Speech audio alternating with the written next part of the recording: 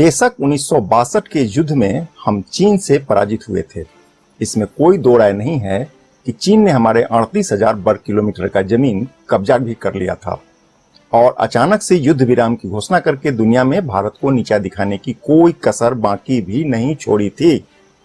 पर क्या 62 के युद्ध की सिर्फ इतनी सी हकीकत है?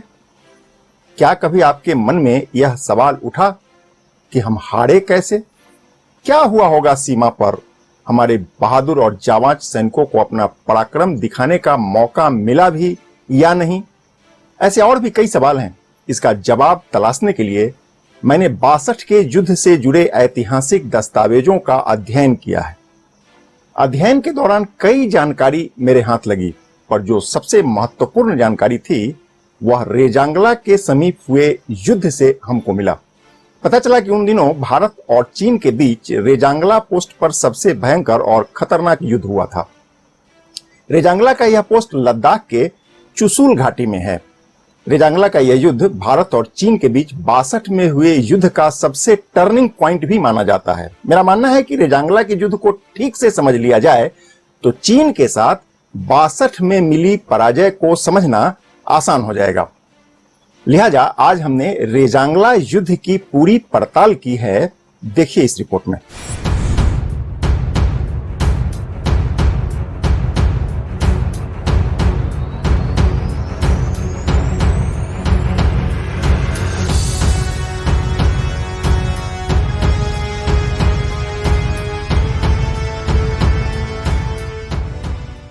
नमस्कार, मैं हूं कौशलेंद्र झा और आप देख रहे हैं केकेएन लाइव।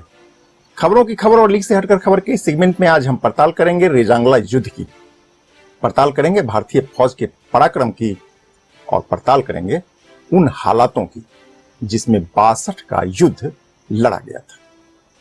किंतु सबसे पहले आपको रेजांगला से जुड़ी कुछ जानकारी बता देते हैं। बात 18 नवंबर वर्ष 1962 की है। लद्दाख के चुशुल घाटी में सुबह की सूरज निकलने से ठीक पहले घना कोहरा के साथ अंधेरा अभी ठीक से छटा भी नहीं था। चारों ओर बर्फ से ढकी घाटी और फिजा में पसरी अजीब सी खामोशी। इसी खामोशी के बीच रेजांगला पोस्ट की रक्षा में तैनात था भारतीय फौज की एक बहुत ही छोटी सी टुकड़ी। भारत के जवान खामोशी के उस पार बैठे खतरे को ठीक से पहचान पाते। इससे पहले सुबह के ठीक 3:30 बजे घाटी का शांत माहौल अचानक गोलियों की तरतराहट से गूंजने लगा। पीपुल्स लिबरेशन आर्मी यानी पीएलए के करीब 3000 जवानों ने इंडिया के रेजांगला पोस्ट पर धावा बोल दिया था। चीन के सैनिकों के पास भारी मात्रा में गोला बारूद था, सेमी ऑटोमेटिक राइफल था, आर्टिलरी सपोर्ट भी था। इधर भारत की ओर से मेजर शैतान सिंह के नेतृत्व में चुशुल घाटी में 13 कुमाऊं रेजिमेंट के एक बेहद ही छोटी टुकड़ी मौजूद थी। भारतीय सैनिक टुकड़ी में मात्र 120 जवान थे। जी हां, 120, वह भी 303 राइफल के सहारे। 303 राइफल को फायर करने से पहले प्रत्येक गोली को लोड करना पड़ता था और खोखा को खींचकर बाहर निकालना पड़ता था। भारतीय सैनिक को उस वक्त यहां कोई आर्टिलरी सपोर्ट भी नहीं था। अब आप सोचिए, चीन के 3000 की विशाल फौज और जवाब में भारत के मात्र 120 जवान, वह भी 303 राइफल के सहारे, जबकि चीन के पास आधुनिक हथियार का जखीरा उस वक्त वहां मौजूद था। सोचिए क्या हुआ होगा। इसका जवाब तलाशने से पहले यहां आपको बता दें कि चुशुल घाटी की खतरनाक चोटियों में उस वक्त भारत की ओर से आर्टिलरी का सपोर्ट भेजना मुमकिन भी नहीं था, क्योंकि भारत की ओर से वहां तक आर्टिलरी को ले जाने के लिए रास्ता नहीं था। युद्ध होने पर रेजांगला के जवानों को अपने विवेक पर छोड़ दिया गया था। जरूरत पड़ने पर पोस्ट छोड़कर पीछे हटने का आदेश भी था। इस बीच किसी को उम्मीद नहीं थी कि चीन की सेना रेजांगला में इतना जबरदस्त हमला कर देगा। ऐसे में रेजांगला के पोस्ट पर मौजूद मेजर शैतान सिंह को अब निर्णय लेना था। बता दें कि मेजर शैतान सिंह के नेतृत्व में रेजांगला में कुमाऊं रेजिमेंट के 120 बहादुर सैनिक मोर्चा संभाले हुए थे। यहां आपको बताते चलें कि खराब मौसम की वजह से रेजांगला में मौजूद सैनिकों का अपने बेस कैंप से रेडियो संपर्क टूट चुका था। जी हां, रेडियो संपर्क भी टूट चुका था। इस बीच मेजर शैतान सिंह ने पोस्ट पर डटे रहने और पोस्ट की रक्षा करने का निर्णय कर लिया। फिर जो हुआ वो कल्पना से परे। बेशक हमारे सैनिक कम थे, साजो सामान का घोर अभाव था, किंतु उनके हौसले बुलंद थे। दास्तान इतिहास में दर्ज होने वाला था। कुमाऊं रेजिमेंट के इस वीर जाबाजों को अंजाम पता था।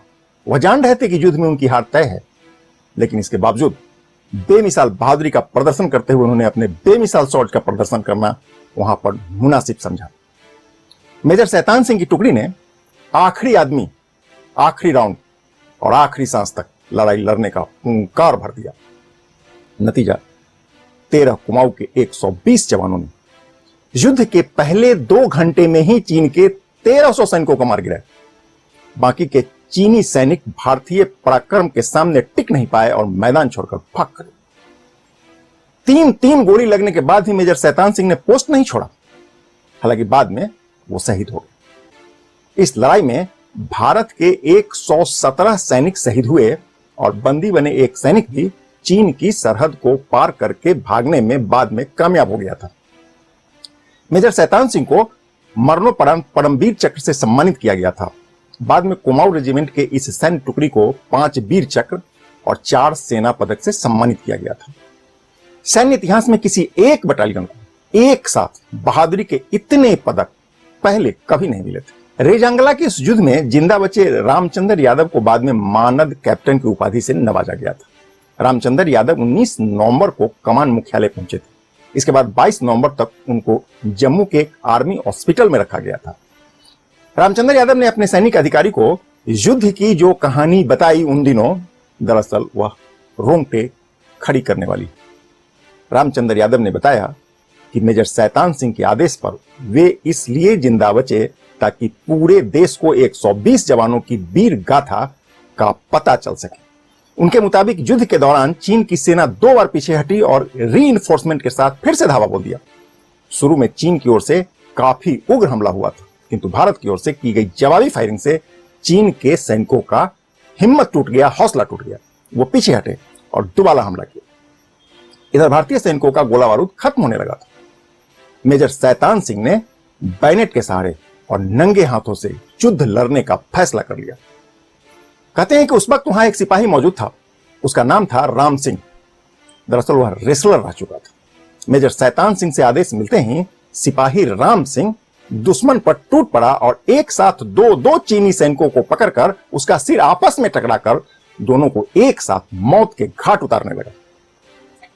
राम सिंह ने आधा दर्जन से अधिक चीनी सैनिकों को थोड़ी देर में ही मौत के घाट उतार दिया, सिर टकरा टकरा करके। इस बीच चीन के एक सैनिक ने राम सिंह के सिर में गोली मार दी। शहीद होने से पहले राम सिंह के रौद्र रूप को देखकर चीनी खेमा में हड़कंप मच गया था। यहां आपको बताना जरूरी है कि 13 कुमाऊं के यह सभी 120 जवान दक्षिण हरियाणा के रहने वाले थे। इनमें से अधिकांश गुड़गांव, रेवाड़ी, नरनौल और महेंद्रगढ़ जिले के थे।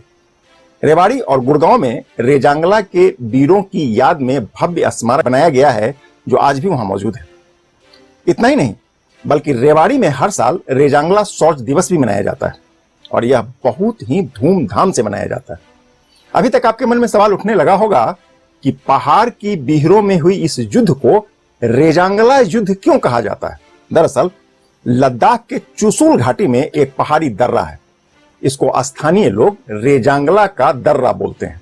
क्योंकि इसी दर्रा के समीप वर्ष 1962 में 13 कुमाऊं का अंतिम दस्ता मौजूद था और इसी के समीप यह भीषण युद्ध हुआ था, लिहाजा इसको रेजांगला का युद्ध कहा जाता है।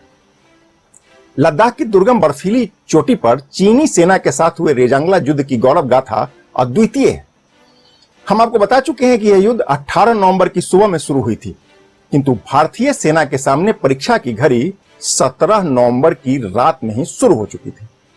दरअसल 17 नवंबर की रात इस इलाके में जबरदस्त बर्फीली तूफान आई थी और इस तूफान के कारण रेजांगला की बर्फीली चोटी पर मोर्चा संभाल रहे भारतीय जवानों का संपर्क अपने बटालियन मुख्यालय से टूट चुका था। तेज बर्फीले तूफान के बीच 18 नवंबर की सुबह 3:30 बजे चीनी सैनिक इलाके में घुस गए। अंधेरे में हमारे बहादुर सैनिकों ने चीनी टुकड़ी पर फायर झोंक दिया। करीब 1 घंटे के बाद पता चला कि चीनियों ने याक के गले में लालटेन लटकाकर हमारे सैनिकों को चकमा देने का काम किया। दरअसल चीनी सैनिक उस बेजुबान जानवर को ढाल बनाकर पीछे से भारतीय फौज पर हमला कर रहे थे। सुबह करीब 5 बजे में मौसम थोड़ा ठीक होते ही भारतीय सैनिक को इस बात का अंदाजा लगा और सैनिक इस चाल को समझकर अभी संभल भी नहीं पाए थे कि इससे पहले चीनी सैनिकों की एक बड़ी टुकड़ी सामने आ गई। उन्होंने झुंड में हमला करना शुरू कर दिया, किंतु भारत के जवाबी फायरिंग के सामने वे टिक नहीं सके। पीछे हटे और थोड़ी देर बाद दोबारा से हमला कर दिया। सुबह के करीब 8 बजने को था। भारतीय सेना के पास अब गोली नहीं बचा हुआ था। बावजूद इसके हमारे बहादुर सैनिकों ने हार नहीं मानी। लड़ाई जारी रहा। बैनेट से लड़े, खुले हाथों से लड़े, उन्हीं का बंदूक छीनकर उन्हीं से लड़े, तब तक लड़े जब तक शहीद नहीं हो गए। कहते हैं कि इस लड़ाई में चीन का इतना जबरदस्त नुकसान हो गया कि चीन के सैनिक रेजांगला से एक कदम भी आगे नहीं बढ़ पाए। चीन को यह करारी शिकस्त शायद आज भी याद हो। यानी हमारी सैनिकों ने चीनी सैनिकों को सिर्फ गलवान में ही नहीं पटका, इससे पहले रेजांगला में भी वो हमारा पराक्रम देख चुके हैं। यह सच है कि 62 में रेजांगला का युद्ध हम हार गए, पर इससे भी बड़ा सच यह है कि चीन के दिलो दिमाग पर भारतीय पराक्रम का मोहर भी लगा गया। उन्हें उम्मीद है कि रेजांगला में हुए युद्ध को ठीक से समझने में यह रिपोर्ट आपके लिए मददगार साबित होगी। साथ ही आप यह भी समझ गए होंगे कि 62 की लड़ाई में हमने क्यों और कैसे हारा। बात को खत्म करने से पहले आपको एक गीत के बोल याद दिला देना चाहता हूं। बोल है, 10-10 को एक ने मारा, फिर गिर गए होश गंवा के, जब अंत समय आया तो कह गए कि अब मरते हैं, खुश रहना देश के प्यारो, हम तो अब सफर करते हैं। याद आया? दरअसल यह गीत रेजांगला के युद्ध को आधार बना करके ही लिखा गया था। इस पंक्ति के रचनाकार महान कवि प्रदीप थे। इस पंक्ति को बनाने का भी एक दिलचस्प किस्सा है। साल 1962 में चीन से युद्ध हारने के बाद पूरा देश निराशा में डूब चुका था। कवि प्रदीप भी युद्ध के नतीजे से बेहद दुखी थे। कहते हैं, किसी अवसाद से भरी एक शाम कवि प्रदीप मुंबई के महीन बीच पर टहल रहे थे। अचानक उनके मन में कुछ शब्द आए।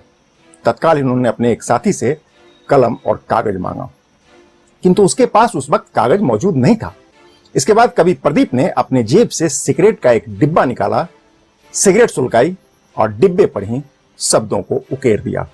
वो शब्द थे, ऐ मेरे वतन के लोगों, जरा आंख में भर लो पानी। वर्ष 1962 के योद्धाओं को समर्पित, रेजांगला के योद्धाओं को समर्पित यह गीत आज भी दिल को छू जाता है। रेजांगला के शहीदों को स्मरण करने का इससे बढ़िया तरीका और क्या हो सकता है? कैसी लगी रिपोर्ट? मुझे आपके जवाब का इंतजार रहेगा। नमस्कार।